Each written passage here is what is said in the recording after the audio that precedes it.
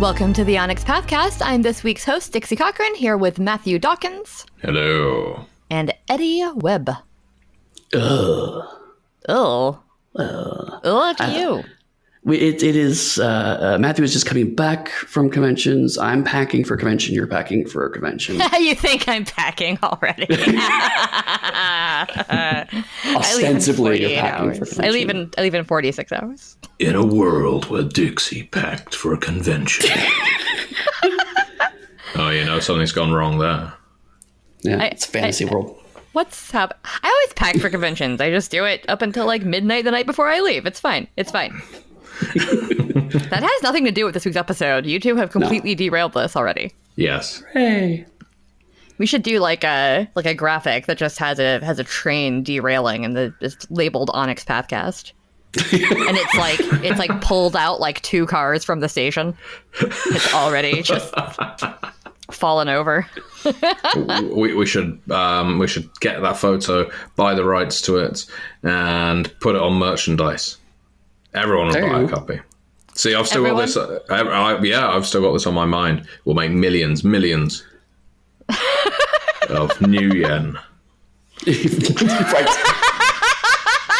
Bitcoin. So yes, pennies. You mean? Got it. Millions of new yen, pennies. Anyway, so this week we interviewed Meredith Gerber for the Pathcast. A lot of folks have heard us mention her here before. I know I talked about it a little bit during the interview.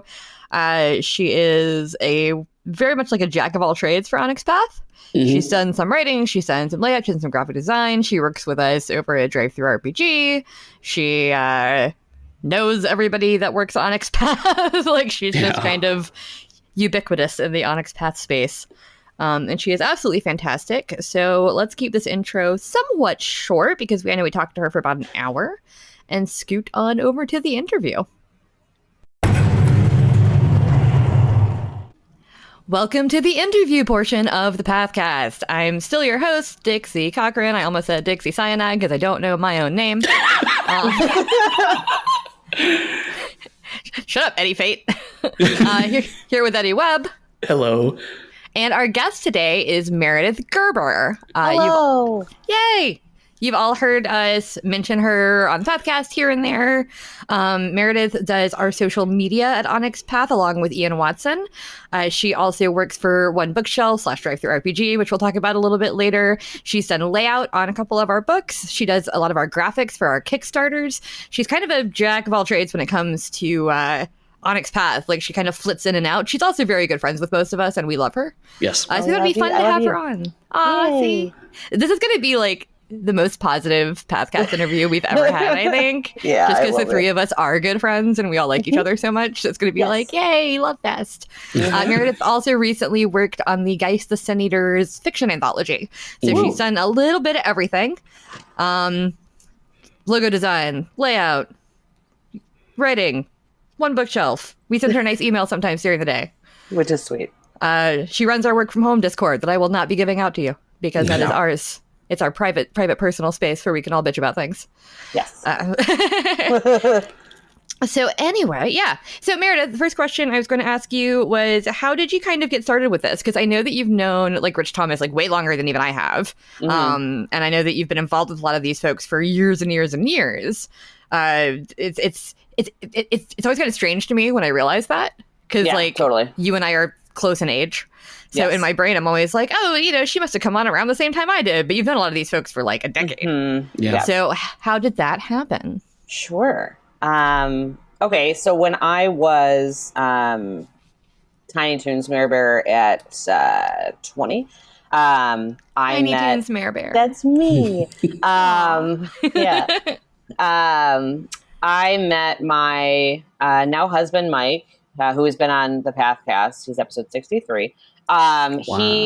Look at me. That's his lucky number too, just for the record. Oh, really? Yeah. So he was like, Meredith, like ran through Gen Con. He's like, it's episode 63. And I'm like, it's lucky. It was awesome. He's the cutest thing in the world. I love him so much. So when we were friends at the time, he was like, and I was totally interested in him. He was like, hey, you want to go pretend to be a vampire? And I was like, what?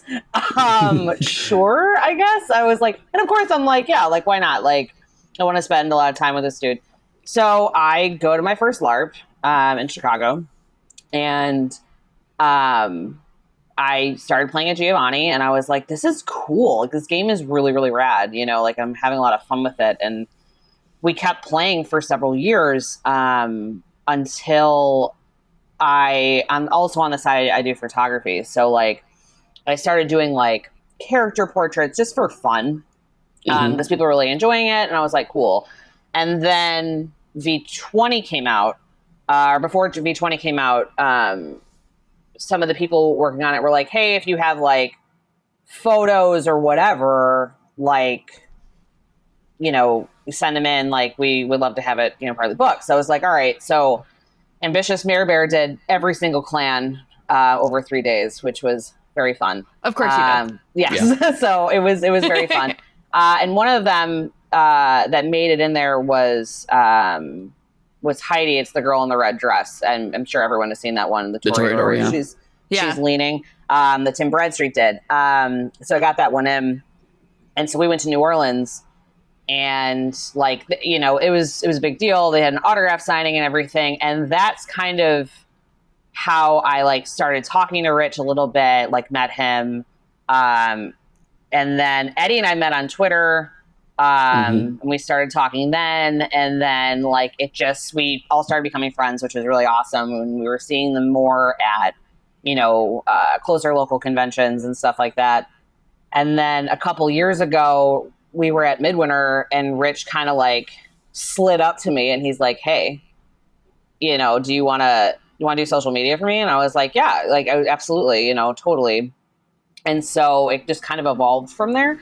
And then, excuse me, I would put like, I would do like graphics and stuff for social media. And then that's kind of like evolved from there, where it was like, do you want to try layout? Okay. Like, do you want to use Kickstarter graphics to take things off of Cheney's plate? You know, things like that. So, and now I'm here. So it just was one of those things of just hanging out with everybody and, you know, just doing my skills and they're doing their skills, and like we all are one big happy skill family. So it works out. A skill tree, if you will. A skill tree, if you will. One of the other ways that Meredith has kind of worked with Onyx Path on a strange kind of meta level is that if you go to any of our websites that we shout out at the end of the episode, she designed all of them for me, Matthew, and Eddie. Yep. So Meredith does websites for us and a ton of our freelancers. Like, if you go to almost any like kind of major Onyx Path freelancers website, it is often Meredith's work. Yeah, that's why they're also pretty. Thank you. Yeah. So was that Grand Masquerade in 2011 that you were talking about when you went to New Orleans? I think it was 2011. I always get the year mixed up. I think it was 2011. 2011 was when the book came out. Yeah. Yeah, so 2011, yeah.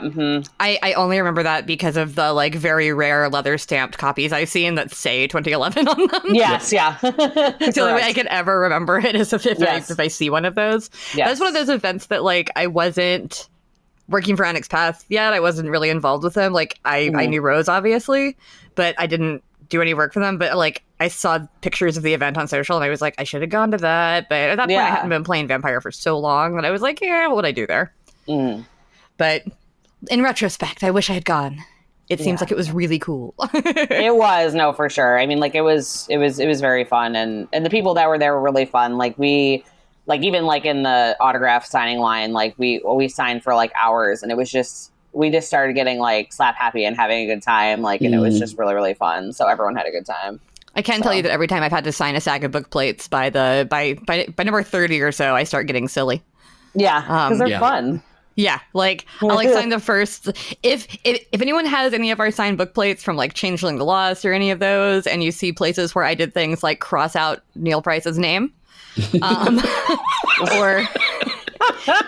he started John Hancocking all over them. He started writing his name like twice the size everybody else's, but he signed them before the rest of us did.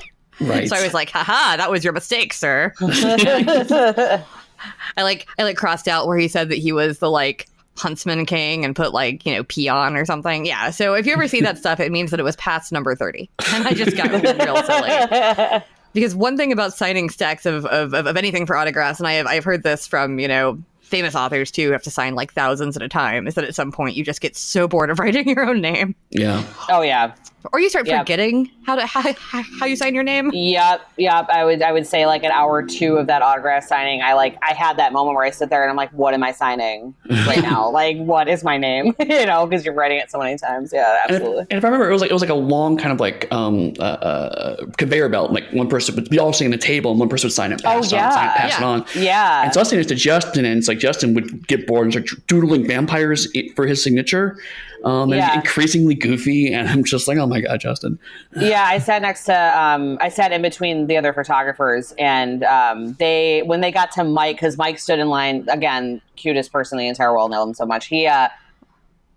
He sat in line for like 2 hours. So by the time he got to us, like there's like just doodles, like Rich put in doodles, yep, like all sorts of like drawings and stuff, and everyone was like, "Oh, is this your boyfriend?" I said, "Yeah," at the time, and they're like, "Oh my gosh, well, we have to make it special," and like Jean-Mabou, who was next to me, like put hearts and stuff all over like the cover, and I'm just like, and you just get to that point, So like I'm just like, great. We have an art piece. Like some people have signatures, like we have an art piece as a book. So that is very, very exciting. I'm all about that. It is exciting whenever anybody signs something and like personalizes a little bit, but it is ever so more exciting when it's hour 6 of doing autographs and you're just like, what did you even write? Here's a cat. I've drawn a cat for you. Like, you know what I mean? Like, this is a book about Scion. Here is a cat. My name is personally annoying because it has both eyes and the X, so I have to like pick up the pen a lot. Yep. Usually, like, once again, it's one of those things. It's like a total digression about signatures and autographs. Is that it's really easy for me to start like just dotting the I's in random places and like crossing an I by accident. Yeah. Because like having to pick up the pen so much is very annoying. I really wish that I had a name where I could just do it in one fluid motion. Yeah, totally. But I truly do not. And I'm just like, well, here we are. Yep. See, I don't know what I just wrote. See, I do have a flowing name, but I have the opposite problem. Is like by hour 2 or 3, it just becomes like W. Squiggle. That's what like every famous person's signature looks like, though. So I mean, you're just a famous person. It's okay, Eddie. Clearly, that's the answer. And now they have terrible handwriting. Well, now we can tell though how long you've been signing stuff by how squiggly it becomes. That's true. That's very true. So let's talk a little bit about your social media stuff and how, like, I know that between you and Ian, you do the Twitter, you do a fair amount of the Facebook stuff, because there's like a bunch of different pages that are all Onyx Path pages, technically. And yeah, so just talk to us a little bit about like how that works with the two of you, how your workflow goes. I know that we have joked that we can always tell it's you because there's emojis and it's like super happy and exclamation marks. Yeah, we always talk about like it's always important for a company to have like a unified voice if they have multiple people because you want to sound the same. And we kind of don't do that for Onyx Path. And so like, yeah, if there's like exclamation points, emojis, if the post makes you so stoked for a Kickstarter, it's probably me. And there is that difference, but again, like we were saying earlier, when we were chatting, like you can't tell with Trinity because it could be Ian, because that's, it's his baby. So he also is like, Trinity. So it's always a toss-up, but also all of the weird like factoids about like such and such super obscure book came out 15 years ago today. That's probably Ian. Definitely Ian. Yeah. So he sends me every month. He'll send me and say like here, like he'll give me a bunch of dates and stuff, and like I kind of pick and choose like which ones like we post on there. So that is Ian in that sense, like me doing the posting, but he'll give me a collection at the top of every month. Wow. Yeah, well, that makes sense. We have the walking White Wolf encyclopedia, and then you just translate it. He's so smart. He's so freaking smart. So like, he super is. Yeah. So definitely how it works is like Ian handles the important announcements. So any like releases or if there's like any press releases or announcements and things like that, Ian takes care of that because he's already working on it on the website. So he just oops it over to our social media. Ian is more heavily on the side of Twitter because Twitter is much faster for information. Right. So if they're like, hey, like, what is this obscure, like, Vampire the Masquerade Chicago by Night first edition question, Ian's like, oh, it's this. You know, so Because and I'm he's like, a walking White Wolf encyclopedia. it's true. But on Facebook though, more so Facebook and Instagram is more so my end. And there are times like where we'll get messages where I'll like ping Ian. I'll be like, I have no idea what this means. Like, and he's like, oh, it's this. And I go, okay, you know, or sometimes he'll take care of it. So it's just, we work really well together in that we don't really have, I guess, like rules and procedures with each other. We just kind of do it. And it works really well. We have a good balance because we've been doing it for years together. So like, it's just, yeah, sort of just kind of happens that way. So that's awesome though. I mean, it's nice when you've got folks where the workflow just works, you know? Mm-hmm. I mean, I often feel that way working with Eddie and Matthew. Like we all kind of get each other. We all know what each other are doing. Mm-hmm. And so, you know, like Eddie's the person I go to usually with obscure, weird questions. Right. Unless they're about something like I went to Matthew, I think last week or the week before, like with a werewolf question. It was late at night for him, so he keeps saying that I called him very late at night, and I'm like, no, it was like 5 p.m. And I asked if you were, you know, available to answer the question first, so quit throwing me under the bus. But yeah, so like I go to them with questions quite often, especially stuff about anything historical. But yeah, so what's it like being a company on social media? Because the only experience I personally have with that is I did the social media for the comic shop I used to work at. Mm-hmm. But like, it's a comic shop, so most of the questions that we got were, do you have this in stock? Right. And I'd be like, yeah. I've never done it for a company where you are kind of the face of the company because people, you know, see any answers that you give as canon, obviously. Yeah. So and I know you do it as well for Eastbridge Games with our good friend Jacob Burgess. I know that you run their social media, which is awesome. Yeah. Everybody should check out Eastbridge Games. They do some really cool stuff. You should, you should watch their streams on Tuesdays and Thursdays because Jacob is a delight, but also the games are really cool. Yeah, they're fantastic. That is my Eastbridge Games plug. Yes. Well, see, I'm not paid to say that, so. Yeah, no, Yes for Games is fantastic. And then, like you said, Jacob, who has also been on the Pathcast, who is also wonderful. But yeah, in terms of what is it like? So for the most part, it's very, I mean, you have to have some level of professionalism, obviously. Like, that's very, very important. We don't answer for, like, rich. That's one of the things, like, very obviously. I mean, it's a lot of times, like, it's fun because we get to joke around and like have fun with the fans and stuff, or make bad puns, you know, or whatever. And so it's good in that regard. And it's a lot more times, a lot of information gathering.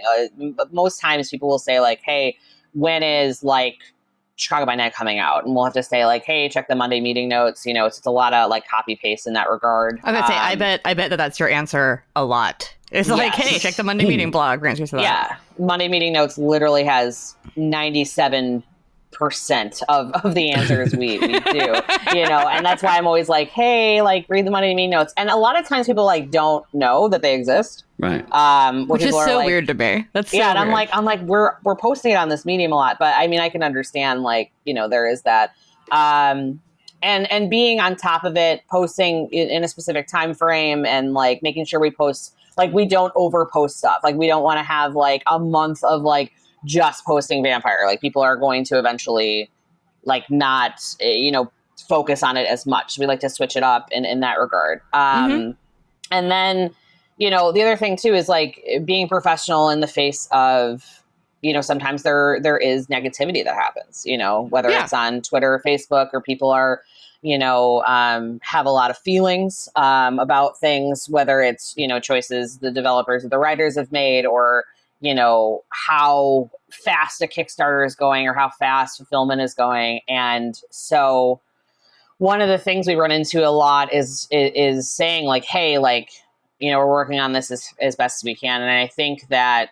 a lot of times, and we've talked about this before, a lot of times is that we run into being able to still maintain professionalism and positivity, like in the face of negativity. Sometimes it's hard, sometimes like we have to, I have had times where I'm like, I need to like take 5 minutes away from this, like, or it's myself is going to come out as the company. And like, that's not what we want to represent. So, but like at the end of the day though, like we're not, this huge company that has like, 18 people working in the social media. It's just me and Ian. Right. Right. And like, that's it. And I think a lot of people don't realize that. So when they're yelling, about Onyx Path, they're not realizing they're yelling at Ian and I. And it's hard to not take it personally sometimes, especially when it's directed. But I mean, that's the thing that I think is our biggest challenge, is just saying, like, sometimes we're like, okay, or fast answers. That's the other problem too. Some people are like, we need this answer immediately, or like, you need to do something about this. And we're like, we have to like bring this up to Rich and the team. We have to email it to them. They have to discuss it. Like, it's a long process. Like, we can't just make decisions for Rich. Yeah. And so that's another thing too, I think we run into a lot. And especially too, when we say like, hey, we don't have that answer right now, like, we'll get that information to you, and sometimes people, because it's social media, become a little impatient at times, where they're like, well, why can't you just give it to it? Because I can't speak for Rich. I can't tell you that. Yeah. I've seen that happen with a lot of companies on Twitter specifically.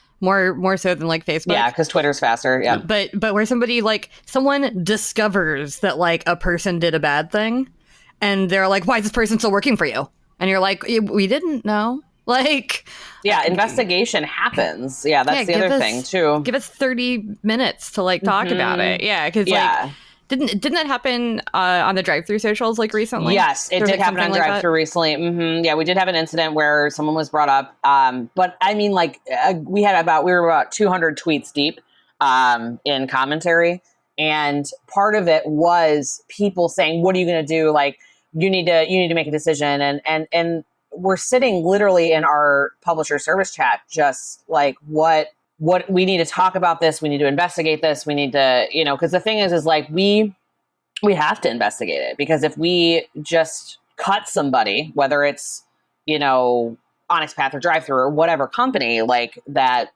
we're talking about, we have to make sure that we're setting the standard, that we investigate, we look into everything, check all the facts, make sure like that's what's happening before making a decision. Right. Yeah, and sometimes that takes a couple days, especially with drive-through. Like, I mean, and with y'all with Onyx Path, like, we're all different parts of the world. It's just one of those things that like, we can't just hop on, our Slack channel or whatever and just immediately discuss it. Like, some of us have families, some of us are, it's nighttime or it's the weekend when we shouldn't be working. Like, it's stuff like that I think that people lose sight of. So yeah, I think especially with smaller companies like Onyx and even drive-through. I know that y'all don't have like a huge staff over there, and we'll talk more about that in a minute. But like, sure. People want answers, 24/7, and it's like, I try really hard not to work on the weekends, at least not for Onyx Path. Right. I have a 40-hour or so a week work week. And I try to keep it at that, which means that like, I have to make a concerted effort to like turn off the computer at night and just step away for the weekend. Mm-hmm. And so if something blows up over the weekend, like, I might not see it. Although chances are I do see it, and I'm just like trying to ignore it because it's my weekend. Right. Like, unless it's a real emergency, I'm trying to be like, don't worry about this. We'll talk about it on Monday. It's fine, because with the way that social media works and the way that, we all have our phones in our pockets all the time and everything, it's really easy to be just neck deep in work all the time. Mm. Oh, yeah, absolutely. Like, I cannot tell you how many times I have like intended to go to bed at like 10:30 and then gotten kept up by something happening on Twitter. Yep. And been like, well, now I'm embroiled in this until, oh, look, it's 1 a.m. Like, yeah, I would like to go to bed now. Yeah, I've had late, as I like to call them, I've had like late night sessions with Ian. Like, we've been up till like 3 a.m. sometimes. Like, and it's a rarity, granted, but like, it's just, sometimes it's so overwhelming that like, yes, we can turn off our phones, but like, yes, we can step away, but like, there's so much happening at once that we have to say something, and then we have to discuss what we're going to say. So it's just, it happens. And I think that that's important to remember too, that all the people at Onyx Path, whether they're, freelancers or what have you, like, have lives.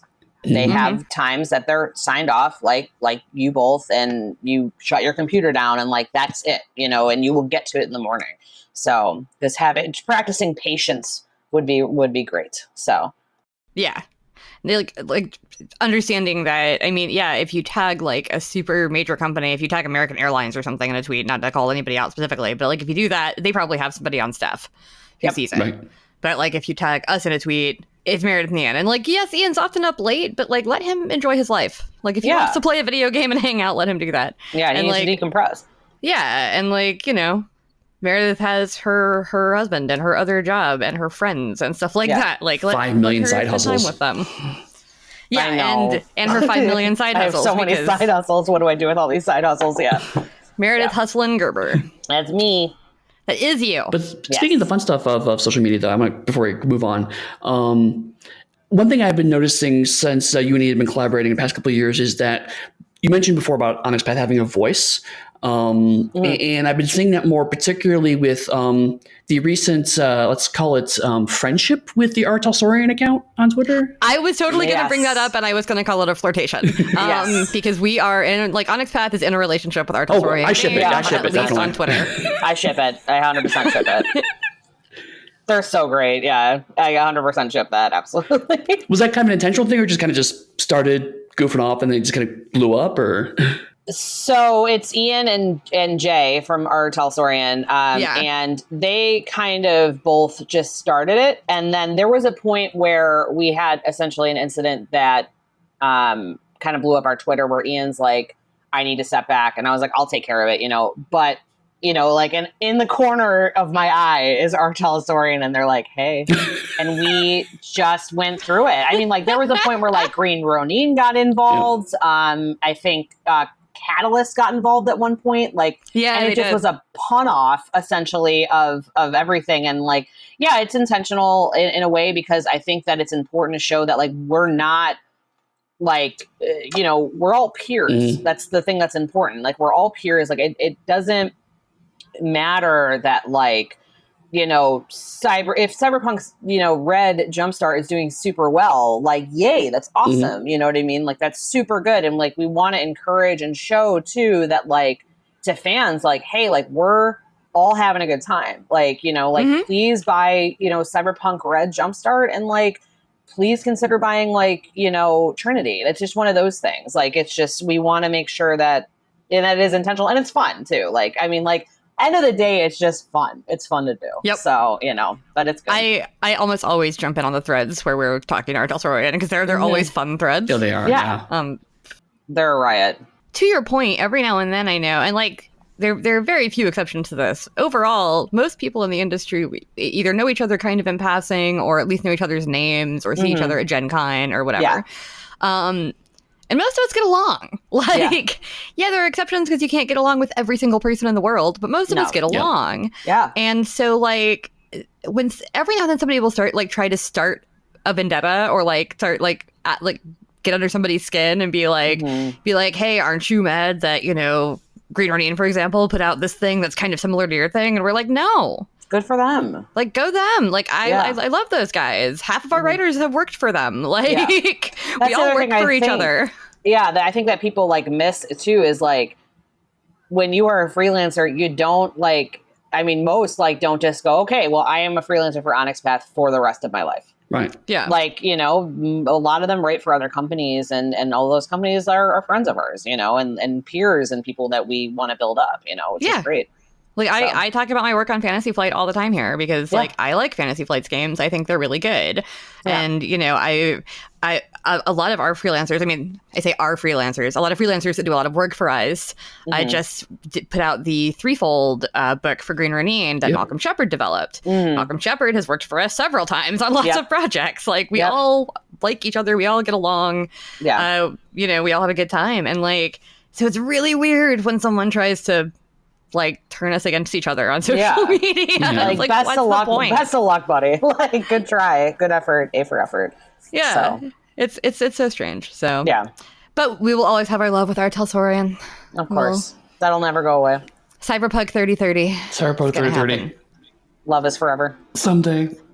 I just really want to make Cyberpunk 3030. I just really want to make the Cyberpunk pug. I actually thought that was subtitle. It was like Cyberpunk 3030 : Love is Forever. I thought that was like the whole game. Love is forever. Yeah. Well, that's cool. So yeah, so social media is definitely something that like I'm always fascinated by when you talk about, because you do give advice on Facebook fairly often, lock down to your friends, but you'll like say things that are kind of like, hey, social media tip, and then hopefully you'll charge other people for those tips because that's what you should be doing. I know. I need to. But you're very much an expert in it, which is super cool because that's not something, I understand it on some level, but you'll say things sometimes, you'll like post articles and I'm like, I never realized that, because back when I was doing it for the comic shop, I mean, it still very much was doing like the targeted ads and stuff like that, which was more like that's what common knowledge was at the time. This was like 4 years ago. Yeah. And with the way the algorithms have changed and everything, it's intense. It's a lot. Yeah. Yeah, absolutely. You definitely got to keep up with a lot of stuff. And that's part of the gig too, is like, it's not just like Ian and I like wildly posting, on social media. Like we do educate ourselves. We do see, if there's changes, to Facebook or Instagram or Twitter that we need to be aware of. We do ride trends and things like that. Like there are a lot of, so it's just not just hopping on social media and talking. It's we do like research and educate ourselves too. Like that's part of the job, as any job. You're always trying to learn. You're always learning. So yeah. So let's talk a little bit about your graphic work. As I said before, you did all of our websites, so obviously we do like your graphic work. Thanks. And which Kickstarters have you done the graphics for? Oh gosh, Cavaliers. Okay. You did Chicago by Night, right? Chicago by Night. Aberrant? That's the logo for that. Aberrant. There's so many that like I kind of like have forgotten. Like That's fine. Yeah, which is fine. So I would say like probably within the recent year, I like all the Kickstarters I've done, aside from I think one of them because Cheney just did it. So I was like, all right, cool. And it's like, right, yeah, I remember you did Pirates because you actually helped us design the Pirates Pugmire logo. Oh, yeah. Yes, I did. Yeah, the Pirates of Pugmire logo, yeah. And we, that was probably the most fun I had with the Kickstarter because it was kind of like, do whatever. And I'm like, all right, cool. Like, so we put like maps and flags and all sorts of stuff. So it was fun. Yeah, Meredith's very, very good at logo design and text graphics in general. Thank you. That is one of her strongest points, I think, when it comes to some of her graphic stuff. Thank you. When we say Kickstarter graphics, we mean all the banners that say things like, stretch goals and what we learned from our past Kickstarters and the project and all those are the graphics. Yes. So we're not saying the art. No, just although to clarify it is very for anybody. impressive. Yeah, no, I do not do the actual physical artwork. No, like I'm always impressed, but no. Right, but all the graphics that then I get to nitpick at errors in spelling because sometimes people don't run them by me first. I'm pretty good about it. Where I'm like, Dixie. No, you are very good about it, but sometimes a stretch goal list gets sent off untypo fixed, and I'm like, no, what's wrong? No. So you always seem to actually really enjoy that kind of thing. What do you get out of it, and what process goes into it for you? Like when you're doing something that's already branded like Aberrant versus something like Pirates that's more freeform. Yeah. No, I mean, like it's very relaxing, like for me, because it's not only am I being creative and I'm using both sides of my brain. Like that's just kind of like where it is, and it's very comfortable in that. Like I'm like, okay, like I have to do these Aberrant Kickstarter graphics. Okay, like let's see what art pieces, and Cheney will be like, here are the art pieces, and I'm like, okay, like which ones are going to work? Like what are the ones we want to highlight in these banners? Like what are the ones that like? And usually it's my preference. I'm like, this one's super cool, and like I'll just slap it on there. And it's picking the fonts too, making sure that the fonts are readable. I mean, like that's always like it's a hard thing because sometimes I will find fonts where I'm like, this is such a cool font, but it's completely unreadable. And it's fun. It's like a little puzzle almost. Like it's like, okay, like I need to find a good font. I got to find the artwork. Okay, I have the font. Like, do I want to put like, a shadow on it? Do I want to put a stroke on it? Okay, is it centered? Should I have it this size? Oh, like, okay, like this one looks too big. And it's like I said, it's just like a one big puzzle. So it's fun in that regard. And I take a lot of enjoyment from it too. And especially too when it's the most enjoyable part is when I send them all to James and like he's like, okay, they're up. And I look at them and then they all flow together and they're all the same size. And it's just like it's like finishing a art piece, you know, it's instead of it being like a bunch of little mini art pieces, it's one big art piece, and then you just see it flow and you're like, this is awesome. This looks so good. Yeah. Like, so like it makes you feel good. And too, like, it's awesome because like, I'm sort of like inadvertently working with the artist too, because I'm like, oh my gosh, we're going to highlight this piece, you know? And if you notice, we don't use the same piece all the way down. Like it always changes depending on what it is, because we have so many beautiful art pieces that should be showcased. That's super important. So yeah. Yeah, no, I'm always a fan of how they end up looking, because like usually I see our Kickstarters in about 3 different stages. Like I'll see the initial kind of text and stretch goals, and there's almost nothing else there. It's all placeholders. Because James has learned that if he sends it to me, I will send him all my nitpicky editor comments.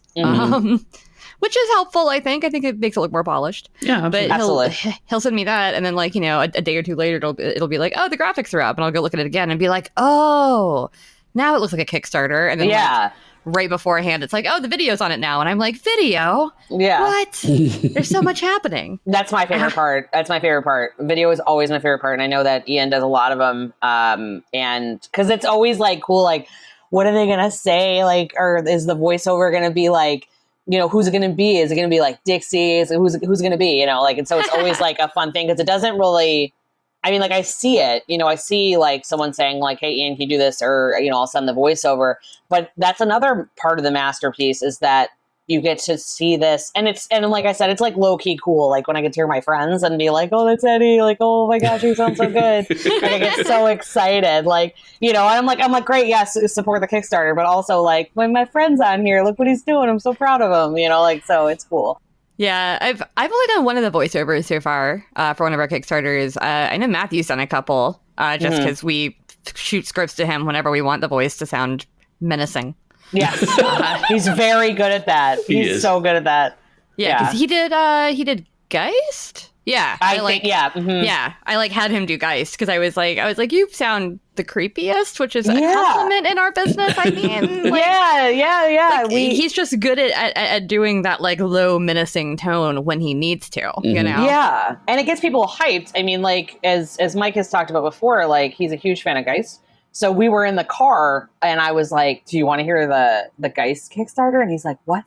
And we played it in my car speakers, and he was like, "Oh my gosh!" He was like, "I'm so," and it's so, and like that's the joy that I look for, you know, with these Kickstarters, is like that click joy of being like, "Oh my gosh, like Geist's second edition is coming! Oh my gosh!" And like, how excited he was and smiling, and he just was like, oh my gosh, that's so cool. And he's so thrilled about it. And like, that's what's cool about designing it too, is people being, oh my gosh, look at the art. Oh my gosh, listen to the voiceover.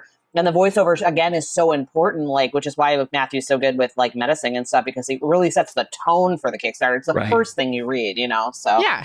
And people might not realize too, like, I think I had Matthew, he did like 3 different versions of that for me. Oh, wow. And I had to pick one, because we wanted it to fit in a certain time, you know, length, but we also wanted it to have specific words in it. So there was like one that was just like way too long, and I was like, okay, so do the first part the way you did it the first time, but then when you get to the part where you're just describing the Kickstarter, can you speed it up a little bit?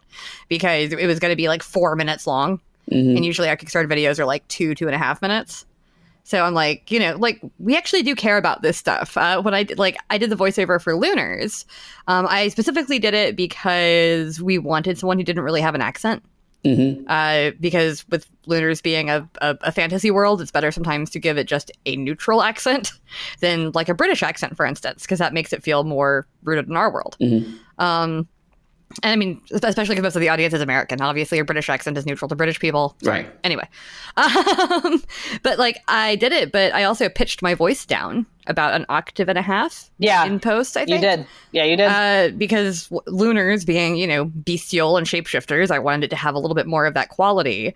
And I've got a fairly, you know, low voice for a woman, but like, it was better to make it a little bit more almost growly. Right. So it's fun to do that stuff, and it really is fun to like think about it and think about almost as if it's like a voiceover performance. which it is on some level, depending on the Kickstarter. But yeah, and it's actually weird because like I get into weird cycles because I've done some very small amount of voiceover work, but for the Pugmire ones, it had to sound like me. And because you are presenting your game, right? Exactly. It's not me as neutral narrator. It's Eddie Webb specifically talking about his game, right? And so there's points where I actually have to kind of redo things because like it doesn't sound like I feel people think of me when they hear me, because sometimes I slide into this kind of my old audio training. Like I remember one Pathcast you mentioned, like I sounded very kind of radio announcer. It sometimes just kind of pops out. So it's like, oh, all my brain stuff is talking a certain way, but then it's like, no, actually I have to change it to sound more like me. Actually, at one point I actually had to speed up the narration slightly because it was a little too slow. It didn't sound. You? Yeah. Wait, you had to speed yourself up? I know. It was weird, but I was listening to it and I was like, I got the, let me read to you all of the things this game's going to have. It's going to have this. It's going to have this. It's going to have this. And it doesn't sound like me, So. Yeah, no, I definitely get that. When I was doing the Lunars one, like, I definitely slid into acting training. Mm-hmm. Like, I did theater for many years, and one of the main things I did in theater was actually Shakespeare. Oh, wow. So with Shakespeare, you have to very much enunciate, and you have to hit the words properly, and you have to get the meter correct. And that's what, like, I will never forget just even the first 3 words of just me going, the lunar exalted, because it's like I had to pull it back and get very dramatic, I guess, with it on some level. Because I didn't want it to sound like me because people hear the Pathcast, so I didn't want to be like, yeah, lunar exalted, they're cool, right? Like they're all animals sometimes. They got tattoos. I don't know. We're all animals. It's pretty sometimes. nifty. Because, if you're familiar with Ice from the podcast, that's not the voice I want. Even Matthew doing the Geist voiceover, if you go back and listen to that, it doesn't sound like he talks on the podcast. Right. It probably sounds like he talks when he's maybe, I don't know, LARPing a vampire. For all I know. Mm-hmm. It doesn't sound like he does when he's on here. So, yeah. Voice work. Anyway, I'm going to switch this back to Meredith because she's our guest and we're just hanging out now. I don't mind. Yeah, so also, I know that you recently wrote for the Geist anthology. How was your first writing project with Onyx Path? Oh my gosh. So as I've mentioned, Mike, my husband, he's written for Chicago by Night and Cults and things like that. And so I was always fascinated with the process, because I was like, this is neat. This is cool. And so he is he's the assistant developer for Geist Anthology, and he's like, oh no, we're down a writer. And he turns and he goes, do you know any writers? And I'm like, can I submit? And he's like, what? And I was like, can I submit? I was like, I just want to submit. And he's like, okay. He's like, you have to submit to Matt, because obviously that would be a conflict of interest. And I said, okay. And I submitted to Matt, and next day he's like, okay, here's your writing assignment. And I was like, oh, all right, here we go. And we're doing this. We're doing it. And so I hammered it out in a day. And I sent it back to Mike, for red lines and things like that. And one of my things that I like doing, and I've talked about this off cast, is that off cast. Yeah, there's my Chicago accent. But one of the things is that I love learning about the other aspects of a company, because when people write us on Twitter or whatever, and they're like, why is Chicago Night, taking so long? What's the holdup? Why isn't this written yet? And I wanted to understand what that meant. I mean, because part of me, of course, I was like, because they're working on it, you know what I mean? Right. I'm literally sitting across for the room for my husband, who is hammering away at Chicago by Night right now. I just wanted to see it. So the process was cool. I really thought it was very interesting. It has a lot of pieces to it. It's not just, people just hammer on a laptop and they're like, okay, well, I'm done. That's it. I never have to do this again. You have to go through red lines, and you have to adjust those red lines and send in the final draft. And then, there's more steps after that a lot of people don't see, including obviously getting it sent to Dixie, or, it needs to I don't want it. I don't want it. That's usually true. Don't send it to me. Don't send it to me. Don't do it. I don't want it. And also getting it, talking, with the developers and stuff. And I got to see that process too, because a lot of times that I have so many freelance writer friends and, freelance editor friends and things like that, that I am able to like understand what their advice means to things like talk to your dev, and I had the luxury of looking at the other side of the room to talk to my dev, but at the same time, like it was a process. Like, I don't think that I would do it again. And I don't mean that in like a negative way. I did my thing and I'm done. Like, I was like, I'm good. I did the writing project and I'm okay with it now. And I know the process and I'm happy with it. It's a lot. It's a lot. Yeah. I mean, honestly, you took on something that I find daunting, which is fiction. Writing to spec for an outline is very different. Yeah. Like when I was doing my Pirates character creation, I mean, Eddie had most of the major information there for me. Mm-hmm. Like, it's like, okay, here are the different kinds of lizards. Here are the stat increases for all of them. Write the flavor, like figure out why this is the case. But like, still, it was there. There was like a little breadcrumb trail. When it's fiction, I'm like, I don't know. I don't have any ideas. Like, if like somebody was just like, write a short story, I'd be like, I was bad at short story writing in college. I took classes on it, and like, it wasn't my thing. I'm very bad at doing a short plot.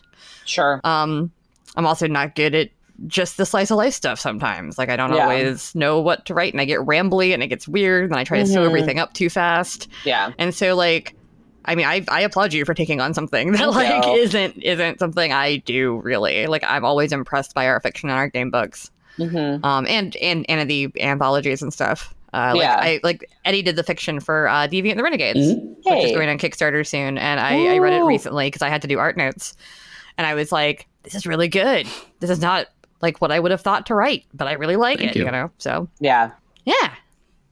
So that's exciting, and also doing the fiction has to be fun for the actual core books, because then you get to see your fiction illustrated. Yeah. But absolutely. I cannot wait to read the Geist anthology. It will be a lot of fun. I'm hyped for it. I'm like nervous, even though like I know what it says. You know what I mean? Like but it's excited, nervous, like, and I'm super stoked. And it's another thing we get to add to our wall, because we usually we have our books, but we usually print out the cover of books to hang it as an art piece too. So like, I'm pretty excited for that. Yeah. So like, since like Chicago by Night, Mike and I both worked on it, he did the city chapter and a ton of other awesome stuff. And then I designed the logo. We like printed it out because I was like, this is something we did together. Like, this is cool. And we don't do it for like, obviously every single one, or our walls would get really full really fast. Right. But like, it's still like anything that's like, again, like Geist anthology is something we worked on together too. So like, we want to have that. So I'm excited for that art piece too, to hang up. So yeah.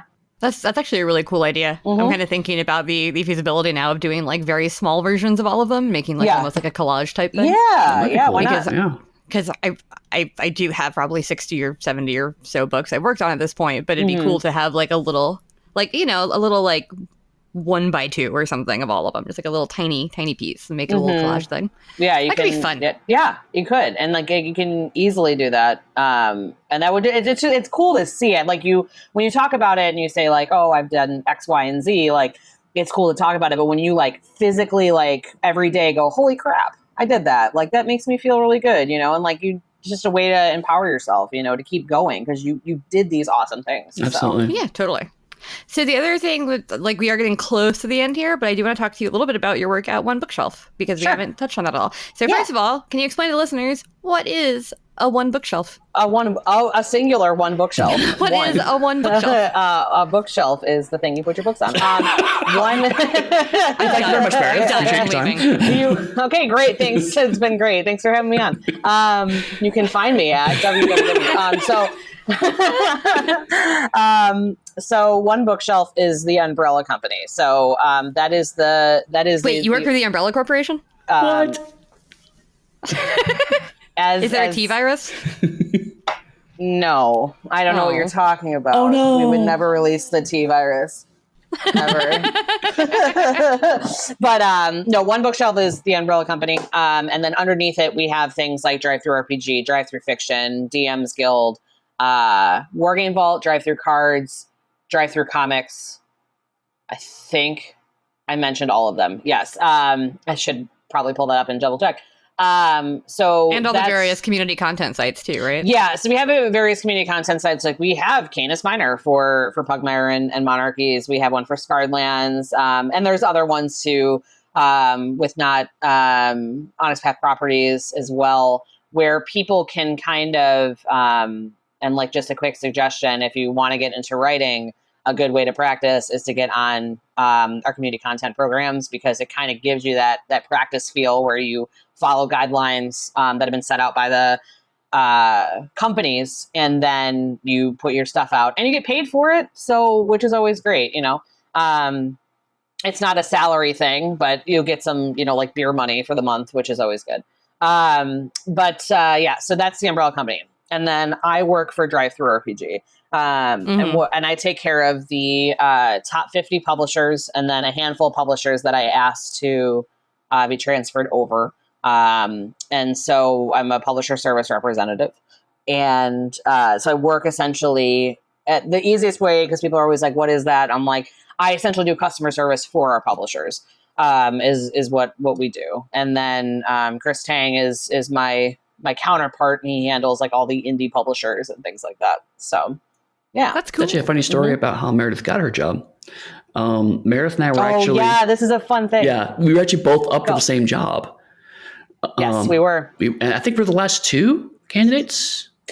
We were either last two or last five. I know that you and I were sitting there like wishing each other good luck over text message and stuff, because we both wanted the other person to get it. You know what I mean? Like we both were. Right. And that goes to show you too about peers, is goes back to like competition, is just like both Eddie and I applied and we both wanted the best for each other, you know? Yeah. So, but yeah, we both applied. So. Yeah. And actually, Steve reached out to me and he was like, we'd love to have you on board, but understand that this job means it's going to take time away from you making things. And I would hate to deprive the industry of some of the stuff that you could potentially make. And I said, you know what? Straight up, at the time I was just looking for a job. I had just been laid off by CCP. I was just looking for work. Yeah. But I was starting to build up enough freelance stuff in the meantime. And I was like, you know what? I mean, I know Meredith's also going for the job. I'm going to go ahead and withdraw my application and put my support behind her. So I really think she would be great for this position. I'm not crying. You're crying. Oh, you're so great, Eddie. Oh. MereBear, Eddie. It was so nice. And that's 4 years ago now? Yeah, 4 years ago. Yep. And then, yeah, I didn't think it was such a dream position. I mean, that I didn't think that it was going to be possible. I worked at a call center before, and I was like, and I remember Matt coming up to me and he's like, hey, do you want a job? Do you want to apply? And I'm like, okay, okay, Magic Man. Sure, whatever. That is how I felt when Rose told me she was recommending me to Rich for this position. Right, and you're like, okay. Yeah, because Rose was like, yeah, I think I'm going to tell Rich you do a good job. And like, I'm a little baby freelance editor, you know? I don't like do the development work, I got all this stuff. And I'm kind of sitting here like, no, it's clearly going to go to somebody with much more experience in the industry than me. Like, there's no way Rich would hire me. And then Rich comes to me like a week later and he's like, hey, you want to talk? Want to do like an interview? And I'm like, sure, fine, whatever. And then we did that. I guess. And then, but then I got the offer and I was like, wait, what? What? What? And I was so conflicted because I had just been moved to full time at Sephora like months prior, like 2-3 months prior. And I was like, oh my God, I've been campaigning to be full time at Sephora for like 2 years. And I'm going to be the asshole that drops back down to part time. Yeah. But no, like I totally get that. Like it's rough. And honestly, if any of my peers had gotten it, like I would have been so happy for them. Yeah, absolutely. Right. As you should be. Yeah, absolutely. So yeah. That's so cute. Yeah, I love that. Yeah, I love it that was story. really sweet. Oh gosh. To be fair, I did call that favor in when Pugsteady officially became a company, and I was like, cool, I need a representative for Drive Through RPG. And Mary was like, done, me. I'm stealing you. I took him. That's what I'm saying. Because I usually say like, I'm like, oh yeah, I'm like top tier. Like I handle the top 50 publishers and then some. Like, because I do handle because I have such a good rapport with them that, I mean, especially with Eddie, we've been friends for many, many, many years, that I was like, I want to be able to maintain that rapport and have him feel comfortable. So like, that was important to me. And that's what it is now. Sometimes he emails me and I'm like, yay. I get so excited. So it's great. We also have a tradition that every time Meredith is having a not so great day at work and talks about it to us for whatever reason, I get like a bunch of us emails. will email her about how great she is. Yeah, like my just work randomly. Yeah, the work from home Discord will like just send me emails, and it's always like open me immediately, or like whatever, and it's just super sweet. And like, and again, that goes back to supporting and being awesome, and we love our peers so much. So I'm pretty sure I sent you an email last week that just said your face, and then the text was, I love it. Yeah, that was I put it on Facebook. I was like, because I'm like, this is good. This needs to go on Facebook. Your face. I love it. Yeah, and I was like, yeah, and it just made me smile. It's just like little things like that. So it's awesome. Yeah. Meredith also takes the best pictures of anybody, Thank like you. as far as candids go, does, especially, Thank but you. also like posed and headshots and stuff. So if you're one of our freelancers at like Midwinter or another con where she is offering such services and would like a headshot,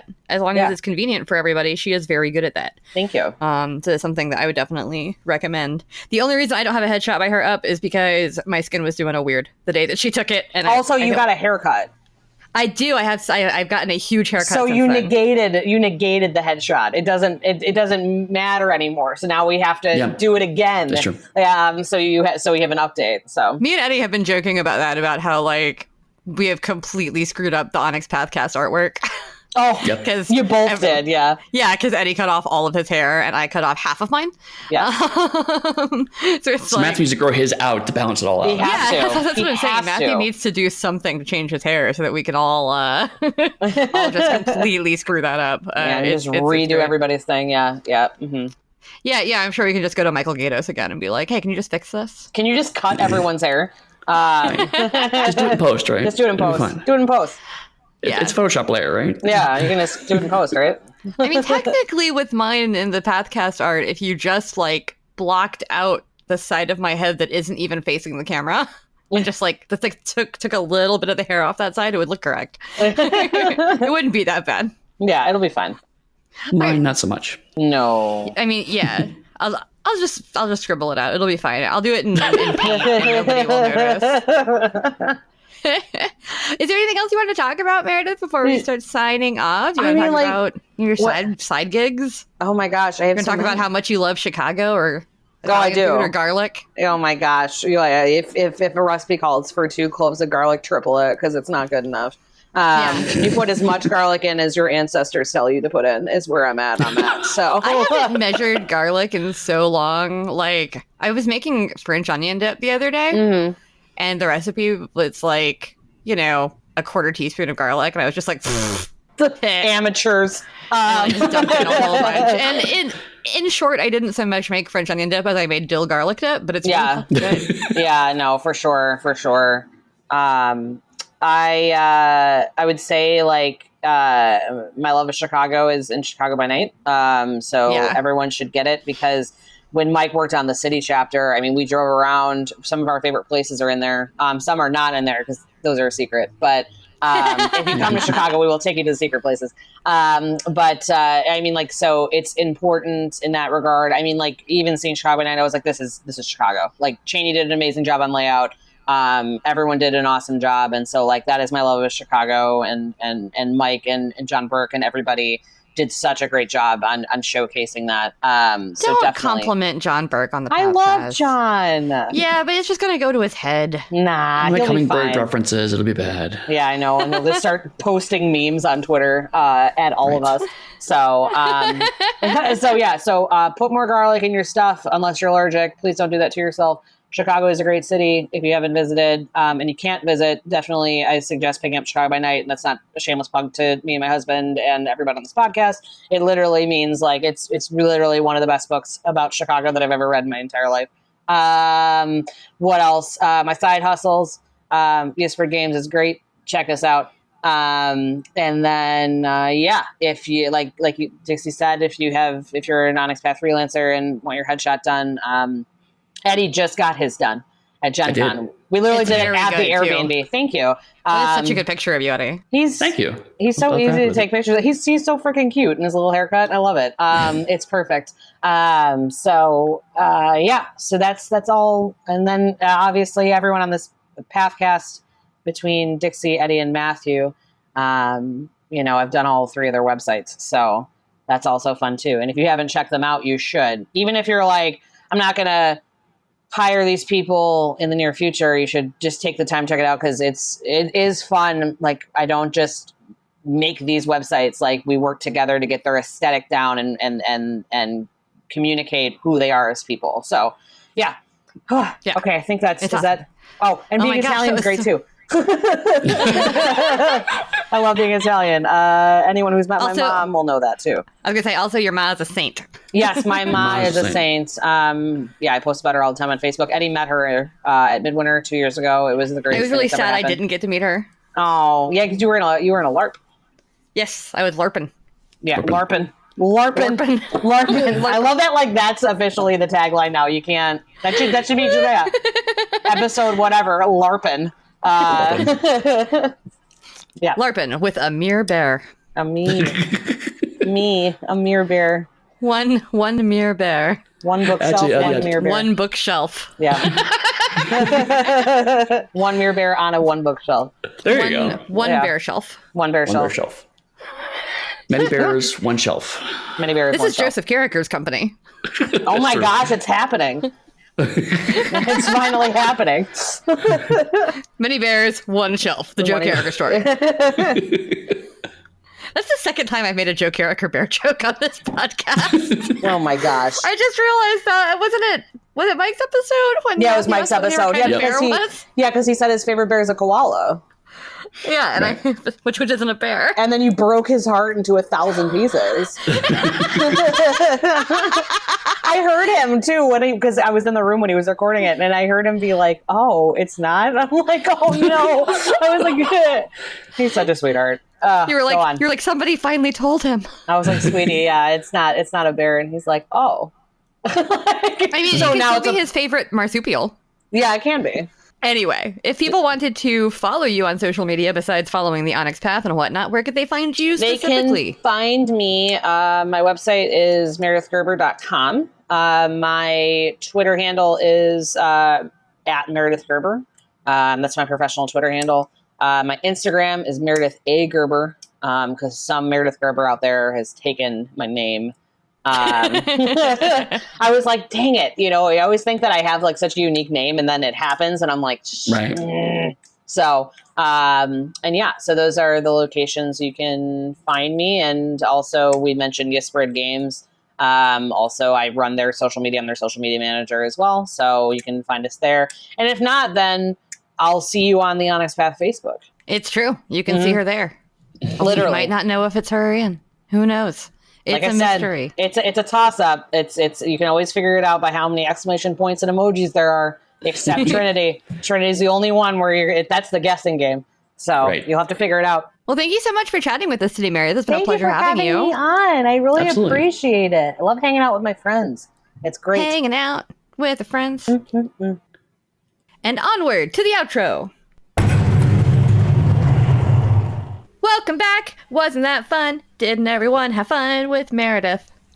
That was a lot of fun. Everyone is a rather strong term, given that I wasn't there.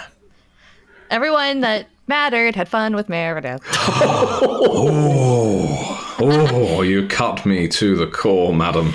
We talked about you a lot during the section where we talked about voiceovers for Kickstarters and how you are good at sounding menacing and how that's good in our industry. So, well, you will soon find out how good I am at sounding menacing, young lady.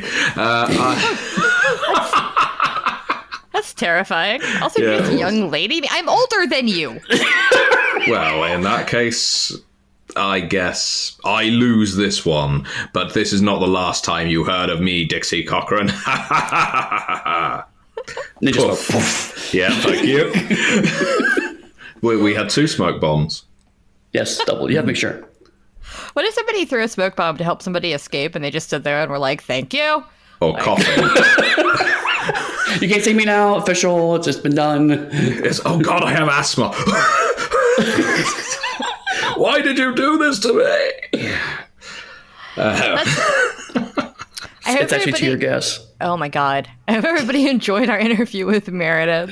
We had a lot of fun talking to her. She looks like she is the master of the side hustle. So it is Yeah. not uncommon to see her kind of all over the place, even if it's behind the scenes. So maybe, all the listeners might not see her all over the place, but everybody that works with her just sees her posts about everything she's doing. And it is so much, but it's all so good. Like, she's very passionate about everything that she works on, which is awesome. Meredith It's amazing is, that someone who does so much can stay so positive during all of it, too. Oh yeah, she Right? she is a talented, lovely lady, and it is my absolute pleasure to know her and work with her. And she is so supportive of all of us in everything we're doing, whether it's in the industry or not. So yeah, I'm really glad that you got the opportunity to interview her for the show, because she definitely deserves a spotlight on all of her efforts. Definitely. No, she's awesome. So yeah, hopefully we can have maybe her on again sometime. Who knows? She's one of the people that we see at conventions a lot, like Midwinter and the like. So it's possible we can do a sit down with her at some point, Yeah, absolutely. because she's fun. And I'm sure And as past that, go ahead. I was just saying, I'm sure as we do more stuff with OneBookShelf, I'm sure we'll hear from her again too. Her and Matt. Probably. That could be a fun, like, 2-for interview. Who knows? Planning the Pathcast on air like we do. Yeah, well, it highlights the flexibility of our schedule. If you, the listener, have something in particular you want us to discuss, then by all means, post in the comments on the Onyx Path blog or tweet at us, and we will at the very least read your suggestion, even if we don't implement it. That's about the best I can offer you. Speaking of our aesthetic as the Pathcast, I was reading on Twitter. There was I ran into a random thread halfway through where someone was talking about how they only care about high production value podcasts and so tired of all these people going into space and blah, blah, blah. And I was about to leave the thread when someone's like, no, I love low quality podcasts. I love podcasts that sound like you're recorded on the back of a motorboat when you're escaping from the police. And I'm like, that's our aesthetic right there.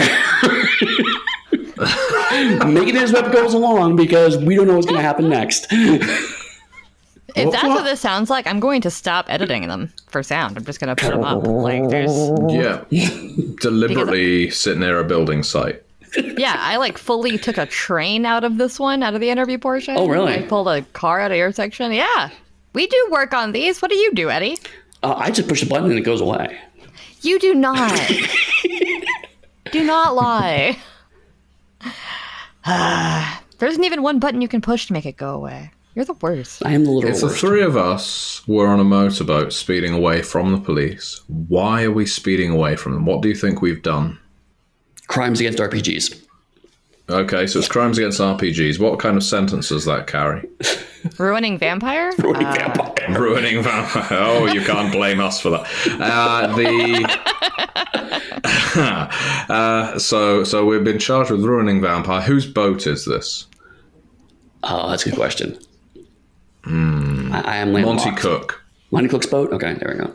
I think Monty Cook probably. If anyone in this industry has some flash boat, I think it's Monty. Yeah. I think. is that- I think one of us on the shore, we beckoned him back onto the land. We said, "Hey, Monty, we've got the cocktails. They're in that cooler over there." And he said, "Oh, thanks, dudes." Because that's obviously how Monty speaks. That isn't how Monty speaks. I've spoken to Monty plenty of times. But in this story, Scenario. that's how Monty goes. So Monty climbed off of his boat in his deck shoes, shorts, Right. Bermuda shorts, I think, and a lovely Hawaiian top. And off he went, at which point we leapt aboard, stole the boat.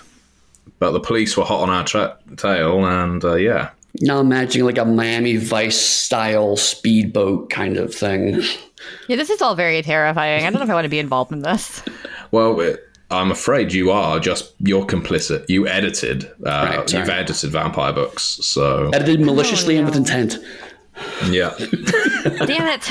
with intent to ruin vampire. If anything, This is only going to be funny to like 20 of our listeners. That's fine. That's the kind of demographic I shoot for. Right. Yeah. Anyway, is there anything that we want to talk about or plug before we go on to end this? Eddie, Matthew, anything happening? By the time this goes live, I will be wrapping up, but I will be at PAX West this week. I'll be at DragonCon when this goes live, so if anybody both listens to this and is at DragonCon, which I don't think will happen because once you're at DragonCon, the outside world kind of ceases to exist. Right. But I will be at DragonCon in Atlanta this weekend through till Monday night, so if anybody is around in the Atlanta area and wants to say hello, I will have my phone on me, so feel free to tweet at me. You can find me at Dixie Cyanide. I'll go ahead and say that because it was a good segue. Matthew, anything you want to plug, or where can people find you? Well, while you two are having fun at conventions, I've already had fun at convention, as we've already established. And so this Friday, while you're away and this goes up online, I think I'm recording part of an actual play with the Red Moon Role-Playing Fellows, any award-winning Red Moon Role-Playing. This one is for Cult Divinity Lost, so not one of our games.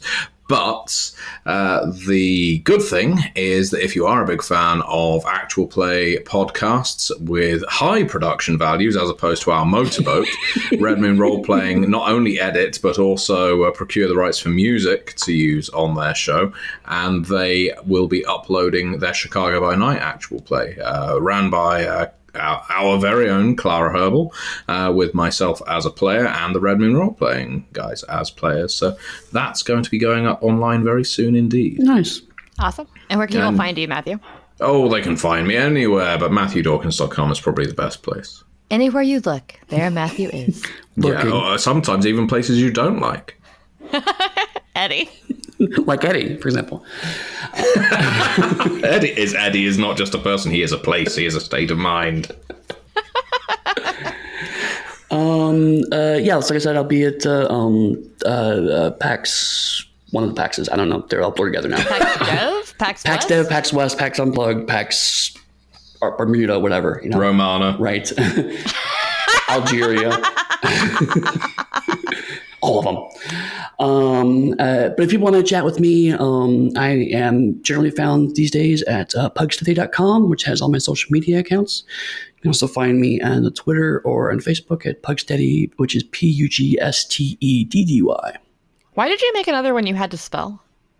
Because I like making my life difficult. Okay. Well, as I already said, you can find me at Dixie Cyanide. You can find us at theonyxpath.com, the Onyx Path on most social media. You can also find us on Twitch nowadays. We have a pretty hefty Twitch streaming schedule we've been doing. I've been doing some aberrant actual plays that have been really fun, but we have a whole lot of content going on across a whole bunch of different games. And we've also been hosting quite a few other streamers. So check out our Twitch channel. It's the Onyx Path, obviously. Look us up. We don't need bits. Give us your Twitch Prime subs, though, if you have them, because they're fun.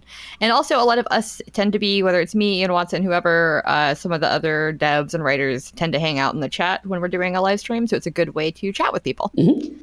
Yep, completely agree. It's we very much value your support over on Twitch. We're new to it, but it does seem to be going very well. Yeah, no, it's been a lot of fun so far. I've been enjoying playing in the Aberrant stream, and I know I've been talking to folks about maybe playing in a few others. Travis Legg has been coordinating a lot of that, and he's done a really fantastic job. So shout out to Travis. But yes, that's where you can find us. And as always, many worlds, one Pathcast.